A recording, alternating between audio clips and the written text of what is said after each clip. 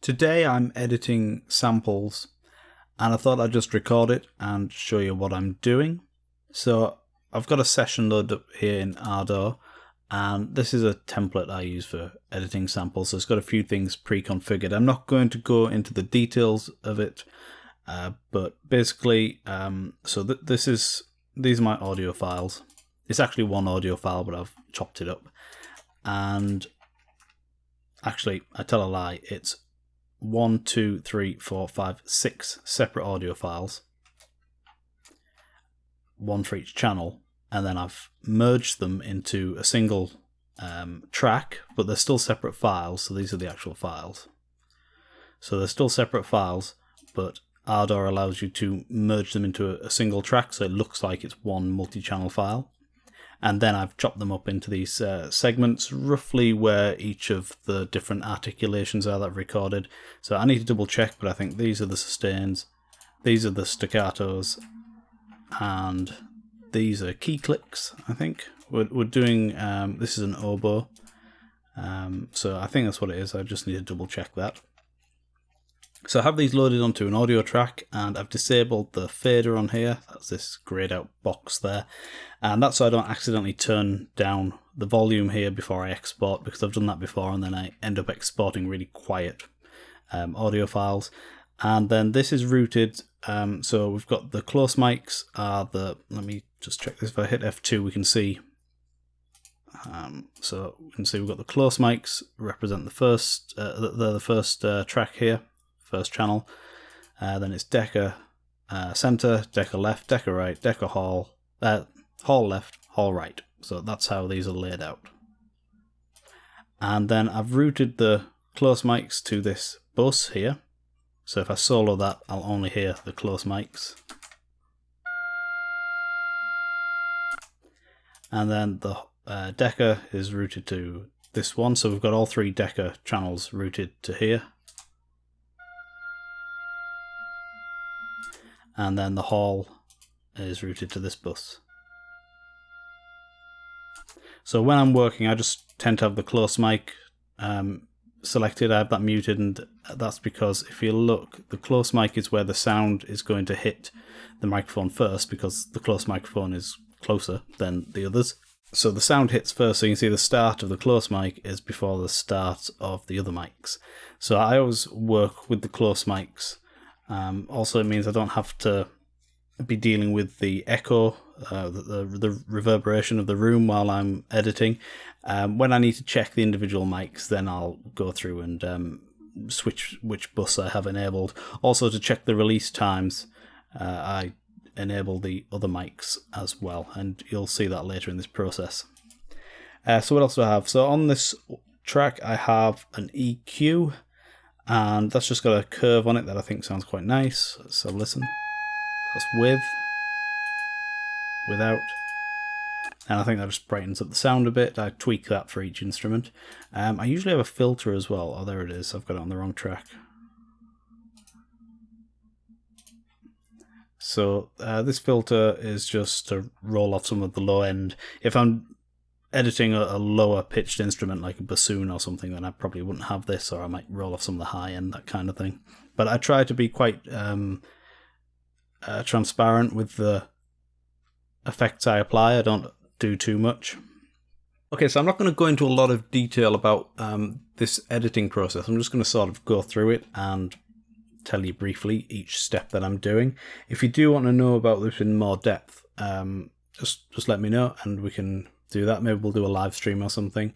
My editing process changes regularly. I'm always trying to find ways to improve it. So what I'm going to do for this recording is I'm going to just organize these files, these regions, a bit more tidily along the timeline. So I'll just sort those out. And then I think for this video, I'm just going to edit one block of the sustains and one block of the staccato, just to show you how I do it, and then it's pretty much the same for all the others. So let's first of all position these. I need to find out what they are. I'm pretty sure these must be the sustains, and these must be just staccatos. Yeah, there's no others in there, so that's a bit easier. Oh, one other thing I have, where is it? I have this instrument tuner, which I have just sort of loaded up there, and then if I play back, this is just on the close channel, and you see it gives me the approximate pitch. This is set up. This tuner works with C4 being middle C, but I use C3 as middle C. So later on, when I'm naming these files, when I chop them up, you'll see that there's an octave difference, but that's okay. Right, so I'll start by arranging these. This will be dynamic 1, dynamic 2, dynamic 3.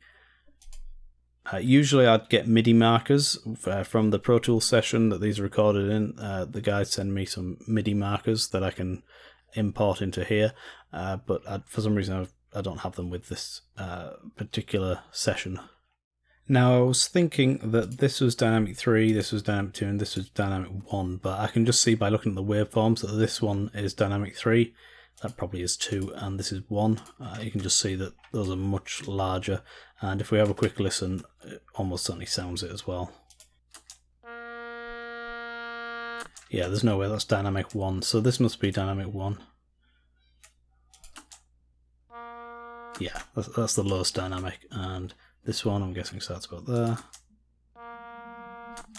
Yeah, so these extras here I'm guessing are part of dynamic 3, because the way I do my recordings is we record every single note chromatically, and then as we're recording them I'll make notes of any that I think need to be redone because there's something I'm not happy about, and then we redo them at the end of each dynamic.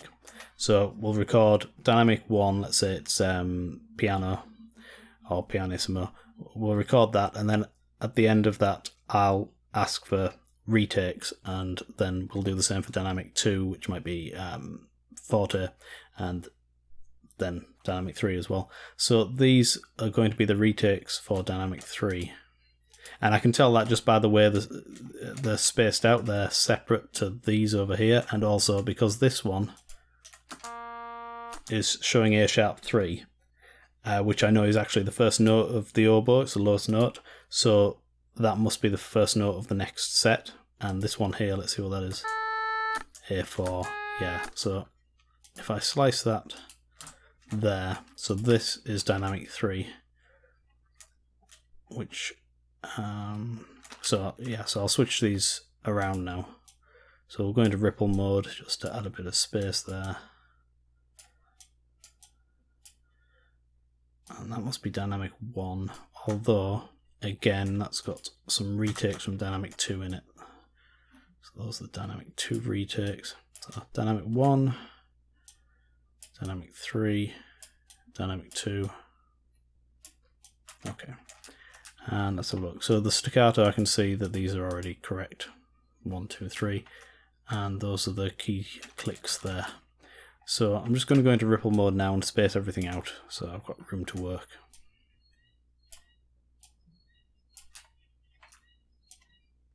You'll see why I need this space later on. I don't always spread out this much, but I think that's about right for this one. Okay, and then the next thing I do, go back to normal mode and turn on snapping. I'm just going to put labels for each of these so I know what they are. So this is sustain, dynamic 1.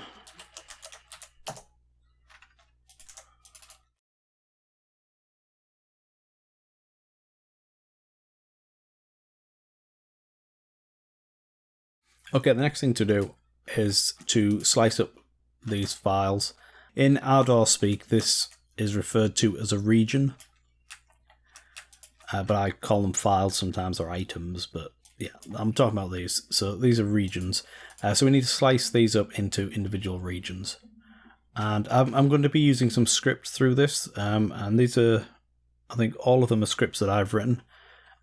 So unlike Reaper, for example, where you can chain actions together to make a custom action, in Ardour, if you want to do that, you have to do it through scripting, or you just have to write a script that does the thing you want without using any of the built-in actions. So I'm using my own script, and it's a combination of built-in actions that have been chained together and then original scripting as well. Now, Ardour does actually have a thing for detecting and removing silence and for slicing. It's called Rhythm Ferret. And let's see, so we'll go for, it doesn't really matter, but if I hit analyze, this will probably take ages. Yeah, I probably shouldn't have done that. But it's going to find all the areas of silence in this selected, in these selected regions and highlight them. I'll speed up the video so we don't have to wait for it.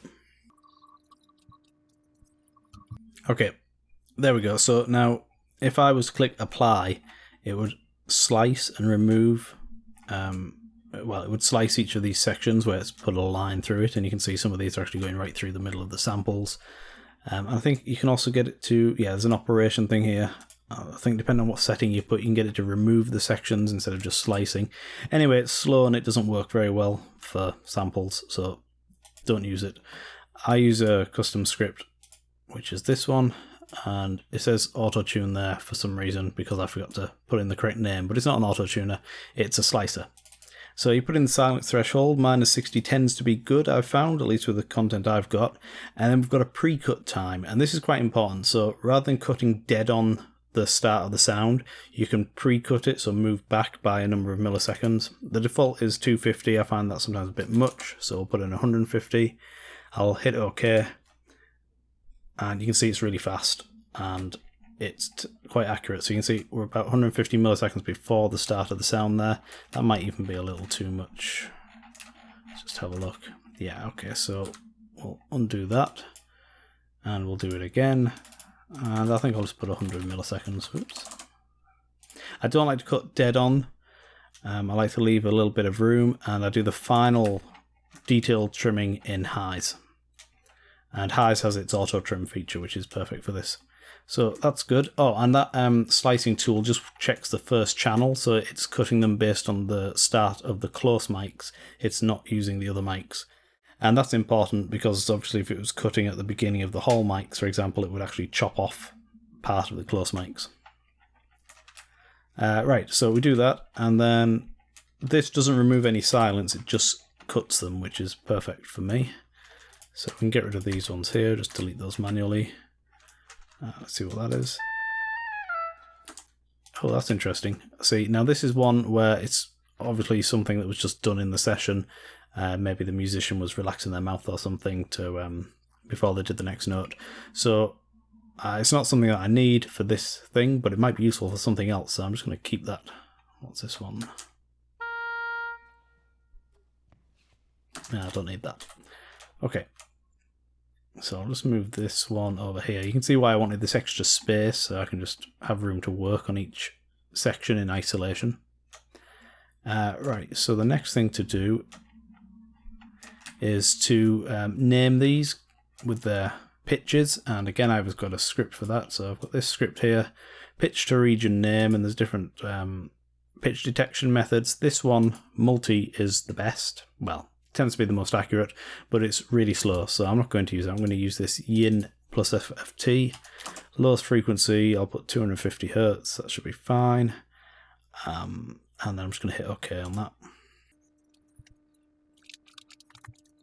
Okay, and then this is named all of the regions. And I'm pretty sure this is not detecting them correctly because that is not E4, that should be A sharp something or other.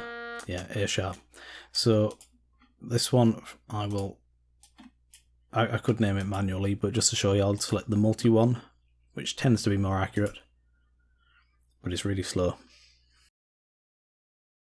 No, that didn't work well. Okay, let's just go with the default. That got it. Although it's an octave out, because that says A sharp 3, it should be A sharp 2. So if I hit play, this is A sharp 2, but over here we'll see A sharp 3. And that's because my script uses middle C, C3 as middle C, this uses C4 as middle C. So there's always an octave difference, but it's fine. So the next thing to do is trim the end of the samples. So we can see we've got quite a bit of tail here, and we need to turn on the other mics to find out where the samples actually end. Let's just turn that up. Actually, that echo seems to go, that tail seems to go right to the end of the sample, but we'll just have a listen to another one just in case. And it ends sort of around the middle of that one. Let's try this one. Yeah, lower ones are going to be more reverberant. Okay, so we can slide them all back to about there. Yeah, okay.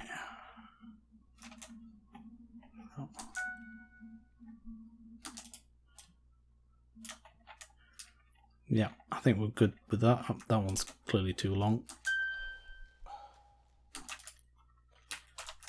So, oh yeah, I've also got these little scripts that I've assigned to keyboard shortcuts. So I select one of these regions and it edits wherever the mouse is. So you can see this blue line. And if I press Shift and E, it will trim everything after the blue line. And let's go to the start. If I press Shift and S, it will trim everything before the blue line. So this is really good for going through and quickly trimming files. Right, so now I've got those pitch names assigned to each region. I need to actually check that my auto namer has done it correctly, because you can't rely on it to be 100% accurate, as we saw already. So I'm just going to space these out. So again, there's another script. This just spaces them evenly. So there's a 1 second space between them. There's a 3 second space between them. And I actually needed that for something I was doing before with tuning the samples, but I don't do it that way anymore. But I still find it useful just to keep everything neat and tidy with even spacing. Okay, so I'm just going to go through each of these now and check that the pitch that it says is actually correct. And the way I'm going to do that is I've got a keyboard shortcut set up, so if I press Control and then one of the cursor keys, it will move and play an item. So if I press Control and right, it will play A#2, and then if I press it again, it'll play the B2 one, and then if I press Control and left, it'll go back. I'll just show you.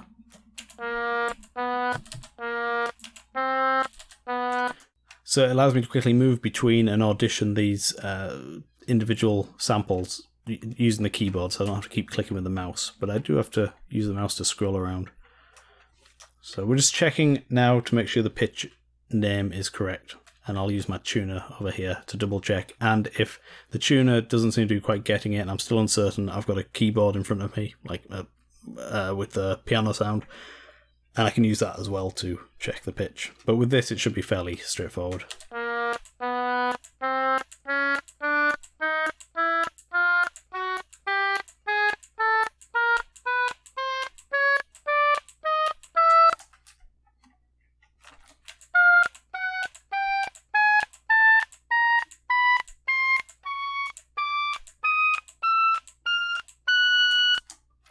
So I'll see that one's not right, that should be F#5.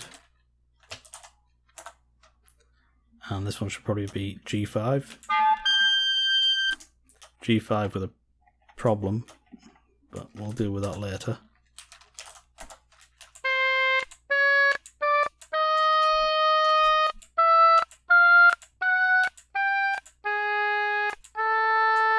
Yep, okay, so those are all correctly named now.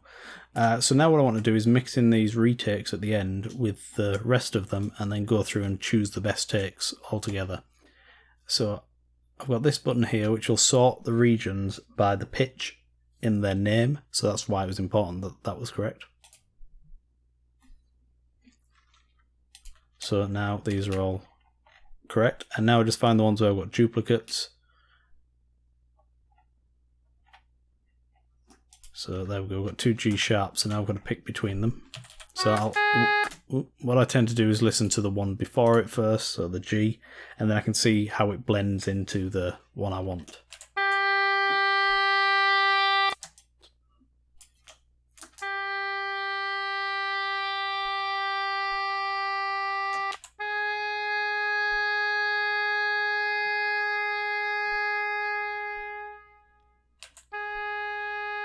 Okay, I know I'm going to use this one here.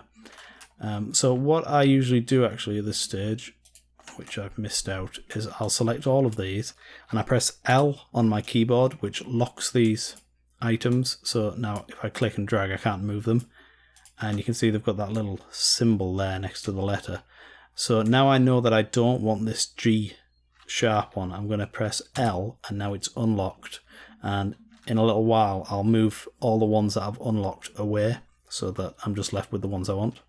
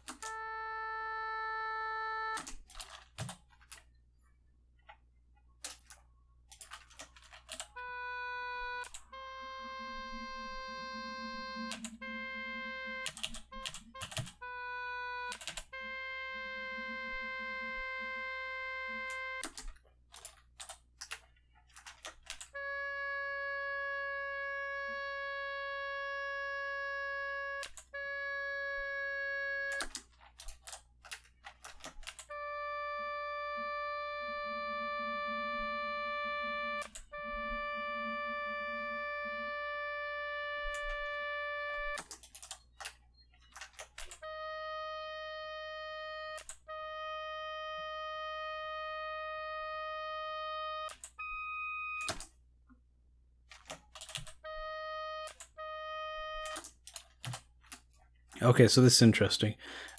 This one has snuck through.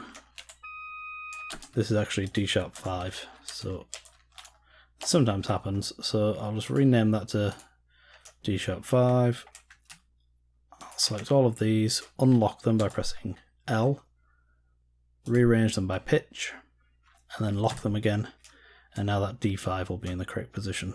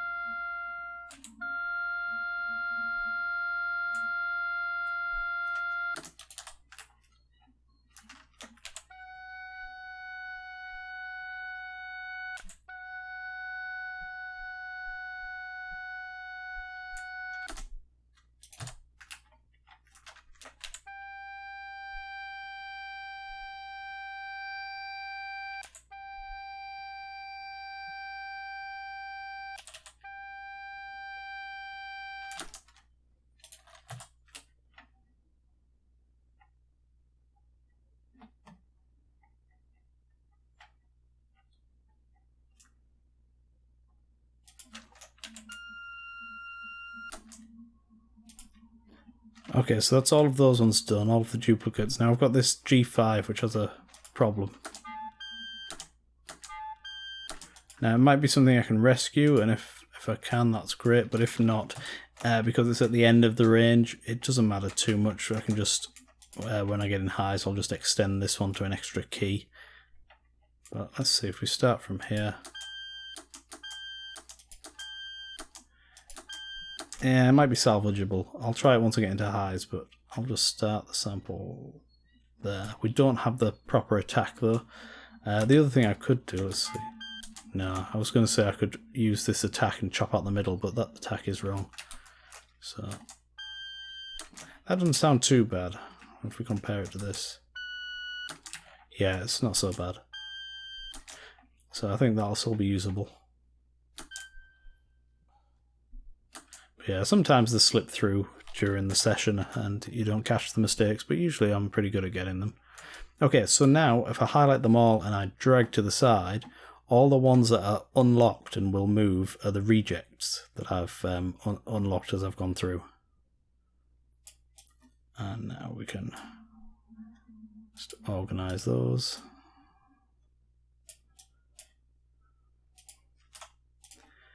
And these are the ones we're keeping, so I'll hit L to unlock them, and then I'll sort them again, position them again, and then I'll lock them again with L. And that's those ones done. Now, there will be another stage of auditioning these later on, before I tune them, well, after I tune them, but that'll be done outside of Ardour, and then if I need to come back into the session and make adjustments, I can do that. So what I'm going to do now is apply a range to each of these. I just use a keyboard shortcut for that. And ranges are how we get Ardour to export multiple things, so you can tell it to export every single range. And you can see it assigns the name of the item to the range, so they all correspond. But I don't actually want that. I want to use MIDI note names, and I want a bit more detail in there. So I'm going to highlight all of these, and then using another script I wrote, this one that renames the regions specifically for renames the ranges for each region, and this is specifically for sample editing. So I write the name of the instrument, the articulation is sustain, the MIDI note is the first MIDI note, and I use MIDI note numbers rather than MIDI note names because different standards use different note names to represent notes. As we've already seen, C3 can be either, middle C can be either C3 or C4, but in MIDI, middle C is always note 60. So I always use MIDI notes, and we want, I think it was A sharp 2, so that's 60, 59, 58. That would be dynamic 3. There are no round robins, so I just put 0 in there and 0 for first round robin. And now all of these ranges will have been named, and this is the name that will be used when I export the samples. So they'll have this, and also when I export it will automatically use the bus name as well, so it'll put the correct mic position name on there as well. So that's the sustains done. Let's have a look at the staccato. Okay, the process with staccato is quite similar to the sustains, but because I've got round robins in here, there's a little more work involved. So again, start off by slicing, and usually I want to change the pre-cut before onset time to something like 75 milliseconds, and sometimes I adjust the silence threshold here, but I think we're going to be good.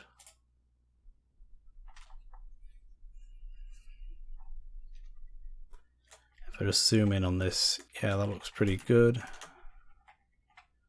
Yeah, sometimes you'll find that it trims some of the samples sort of halfway through the sample, it doesn't get it quite right, and other samples it trims just fine, and in those cases what I tend to do is just chop the item in half and adjust the settings for each one as needed. Right, so we'll get rid of some of this extra material. I'll just slice that about there, get rid of that.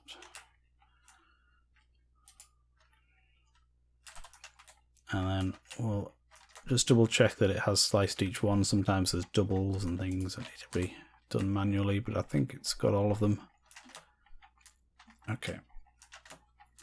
So now we'll check the releases.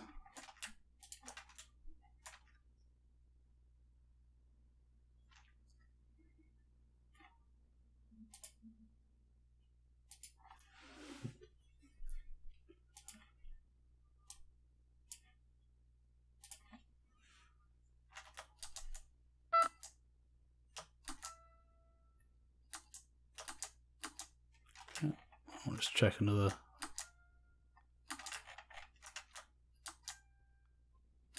Yeah, okay, so about there seems to be good. Maybe a little longer. I always rather have a bit extra than I need.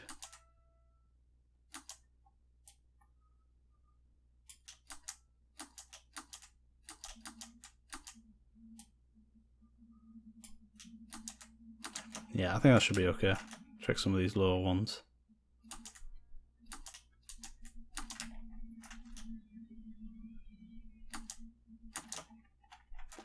Yeah, okay, so that's good. So the next thing to do is the same as I did for the other. It's to rename them. And with the staccato, I change this setting here, analysis length. So this just determines what percentage of the sample it analyzes to determine the pitch, and there's no point in detecting going through the whole sample for these staccatos because most of the pitch is right at the beginning, so I'll put this around 20%, something like that. And we'll change the mode. Let's do spectral. It doesn't really matter. They're all about the same. Some just give better results with certain samples, and there's no way to know until you do it.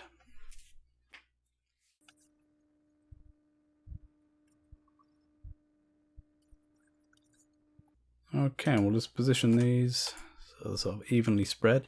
And then it's the same deal as before. I'm just going to go through and check that it's got the pitches correct. One thing I'm going to do that's slightly different though, just lock these, so they're all locked now, is as well as checking that the pitches are correct, I'm also going to remove any of the round robins that I don't think are very good takes, because I don't intend to use all of them. Usually I record 4 and intend to use 3. And I can see straight away that these are wrong because these should be A sharp 2, so we'll highlight those. Now Ardour doesn't have a way to rename multiple regions that you've selected, so you can rename one by pressing F2 and then editing it there, but if you select several and hit F2 it doesn't do anything. So I did a little script which just does this,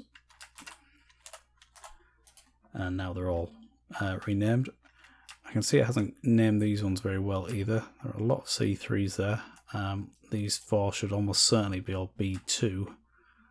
We'll see how we go. I might have to run the renamer again with a different setting. So I'm just going to go through these now, and I'll probably speed this up, but you'll see what I'm doing.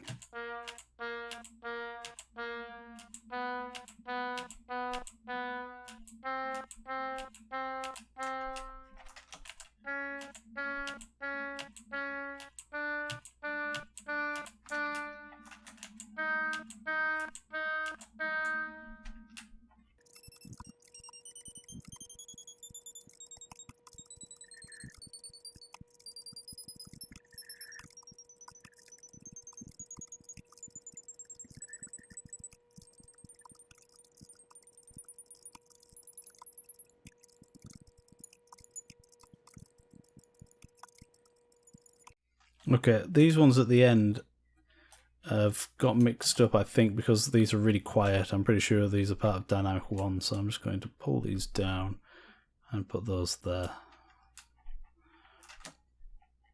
And now I'm just going to pull out all the rejects as I did before.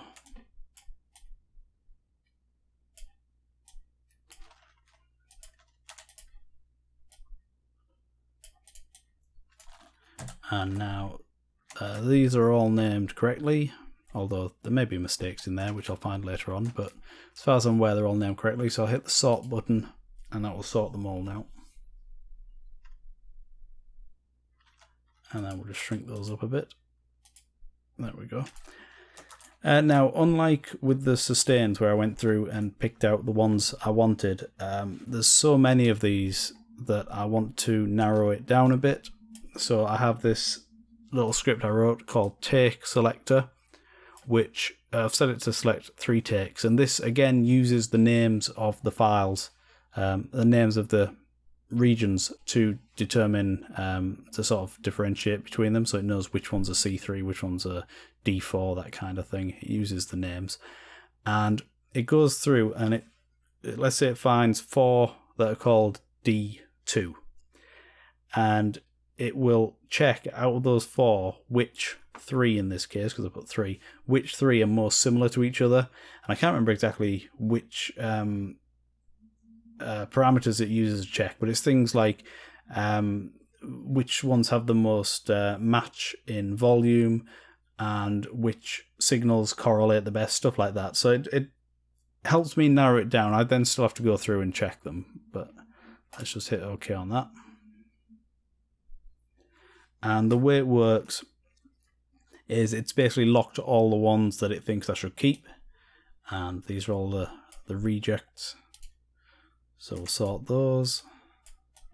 We'll mix them all together with those. So those are all the rejects now. And then these are all the good takes over here on the left.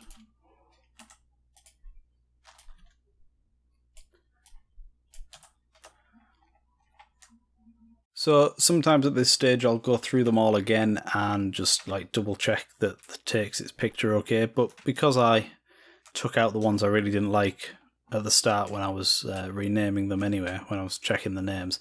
I think these will all be fine. But so the next thing I'd usually do is add the range markers again, these green markers. So we're going to add the range markers, but I want to show you something. Let's suppose, so I'll select them all, and let's deselect this one in the middle here.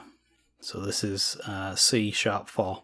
So we're missing a C#4. So imagine I've edited all of these, and I didn't realise, but I only had 2 takes of C#4 for whatever reason.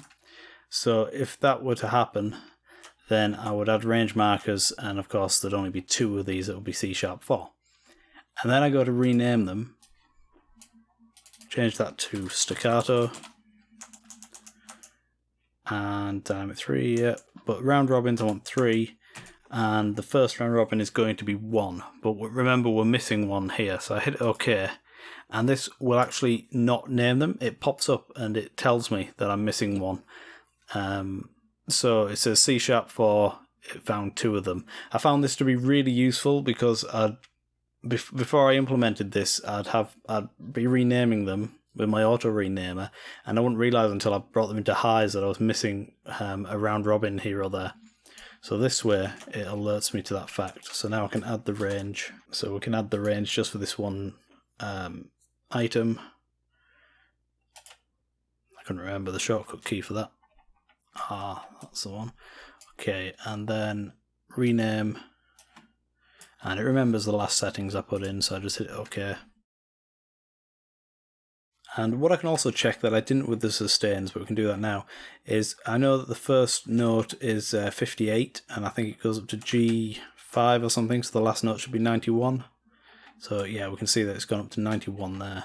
And I can check that with the staccatos, and if it isn't 91, or the last note isn't G, then I know that somewhere in the middle I'm missing some samples.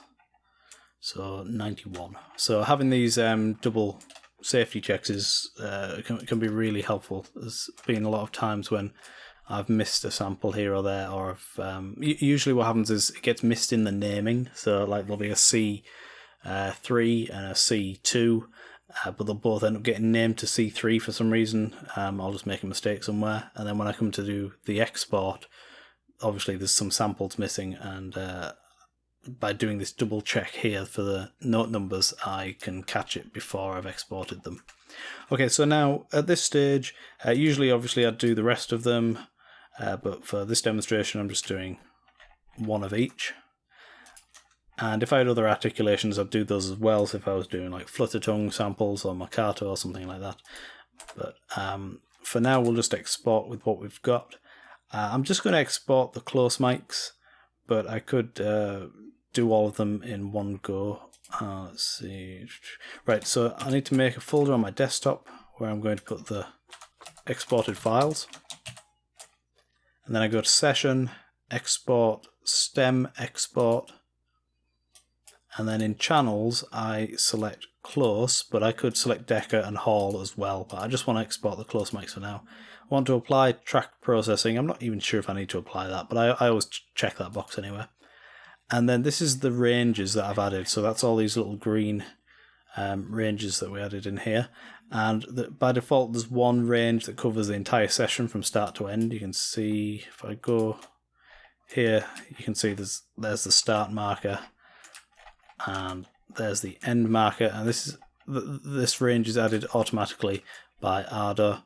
So are we missing any there? No, they're all there. Okay, so we don't want that one.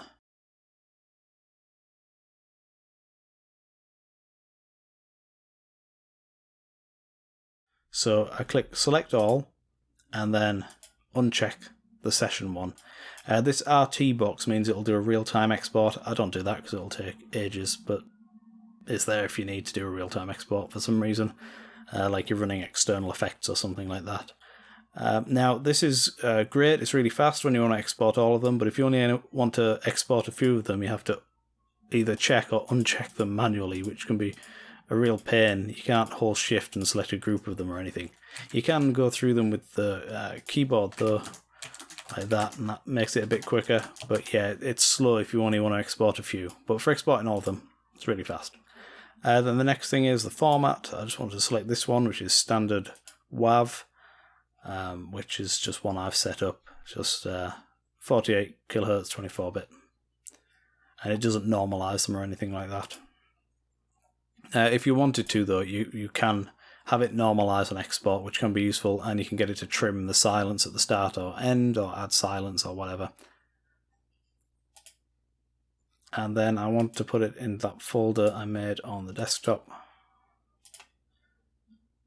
And you can see here it shows you what the name of the sample will be when you export it, or the name of the file, but it will actually have the close mic name appended to it.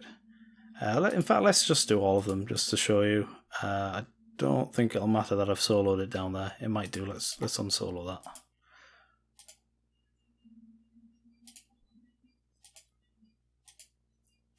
So yeah, we'll select close, decker and hall, and then hit export.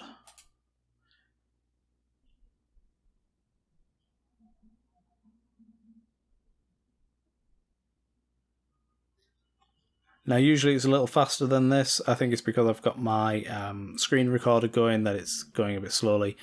So we'll stop it there. And if we go to that folder on the desktop, we'll see that it has, so it's this folder here, I'll get rid of that second one. We can see this exported them. So there's the oboe, sustain, note 58, dynamic 3, close, decker, hall, then note 59, close, decker, hall, note 60. So it exports each of them and names them automatically, and this is incredibly helpful, and it's really fast.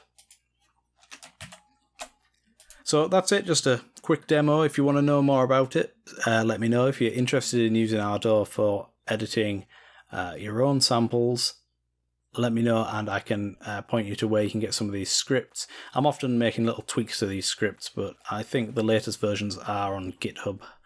I'm not 100% sure about that. For the pitch detection one, you will need to install the Audio Vamp plugin. And again, if you're interested, just post a message and I'll tell you where you can get that and how to do it. Alright, hope you found this helpful. Thanks for watching, and I'll see you next time.